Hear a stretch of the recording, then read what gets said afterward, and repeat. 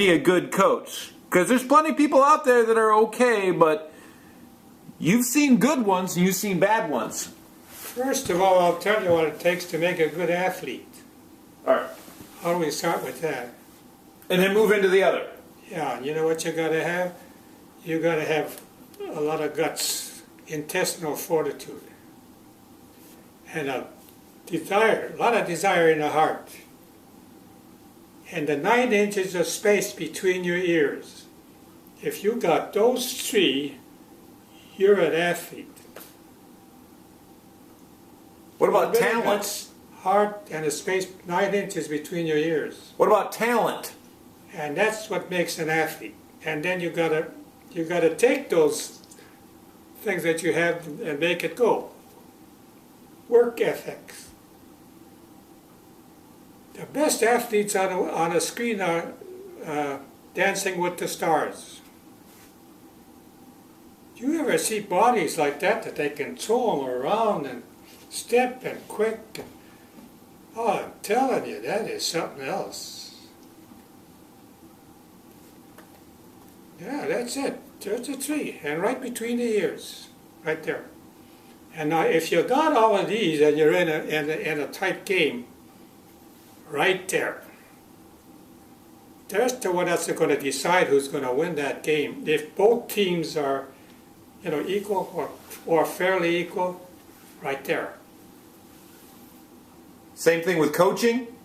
That's coaching. Takes that. Then when you're coaching, you don't want to get caught watching the game. Your team is out there. You got a game plan. You got a game plan before you ever start. This is where we're going to play this game. And you got 2 assistant coaches with you. And I tell, like, Dick, you handle the defense, man. I'll tell you if I want to change. But they all know when they're going to go out next. When we line up on a bench, I say, Glenn's line, you start. Linda's line is next. Alan is next. And I'm not going to tell you anymore. 1, 2, 3. And I'm not going to yell out there or anything. Why? I might say line change, or I won't say anything. And when you come off, you go. You just watch when your time jumps out, and you fill in. So you keep going. You don't stop to think. You don't stop whistling. Wait for a whistle. Well, hell, you'll be tired. You got guys sitting on the bench waiting to make a change. I might catch you on a fly. I say, Glenn, get off and I'll throw your spinner. And whoever was your replacement hops on. And then I sit back there and I watch and see if they're going according to this plan, or if they're not thinking out there. Then when they come off, I might go and tell them in his ear. I said, no, you're not picking up your man fast enough, or something like that. And that's all I'll do. Because everything we did there, we practiced it.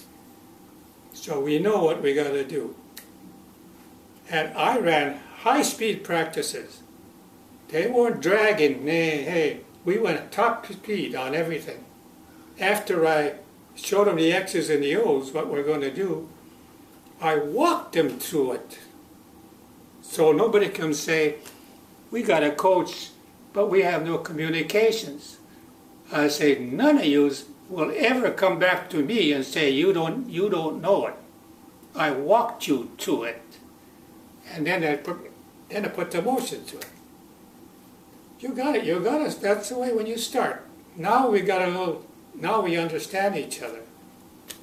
Now we got a game plan. Now we're going to play.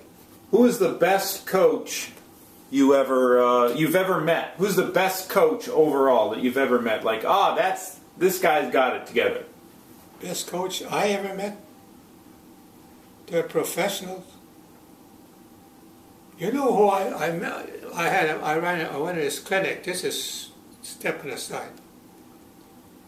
The Russians, the red machine Russians had, back 15 years ago. They dominated all Europe and here too. And the father and that made that team, See, everybody had to go to Red Army. You went to that team. From the midgets up, you're going to be on that team. And the guy that was the head guy was Anatol Tarasov. He's a Russian, big fat Russian. Anatol Tarasov. He revolutionized that motion game. You know, North American hockey before they played in that wrestling was dump it in the corner, dump it in the corner. You don't play that kind of hockey anymore, and it's boring because the fans, you know, if both teams are doing that, you're setting up. It's boring. There's no, you know, it's predictable. You can see it. That's no good. So you know who changed that? The Russians. The Russians played a puck control game. If they didn't get if they didn't get a good shot at the net, they wouldn't take the shot.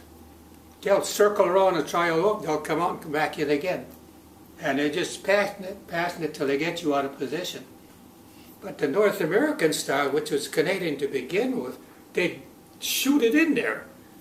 Well, that's the first way that you lose. You already had the puck. Now you shot it. Now you don't have control of it anymore. The Russians didn't do that. They would work it in there until they had an opening. Then they'd go. They would never go unless they had a good shot.